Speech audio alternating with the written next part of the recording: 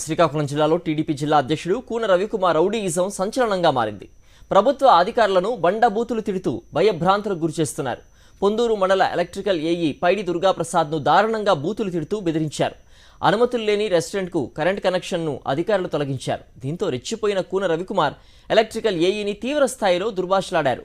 నోటీసులు ఉపసంహరించుకోకపోతే జీవితంలో ఎందుకింత తప్పు చేశాననేలా చేస్తానంటూ వార్నింగ్ ఇవ్వడం సంచలనంగా మారింది.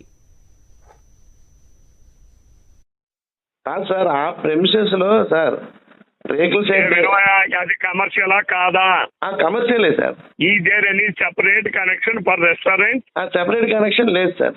అయితే మరి వాట్ ఎల్స్ యూ నీడ్? అది you are selling the power, we are purchasing the power. అవును సార్, అవును. Paying the amount.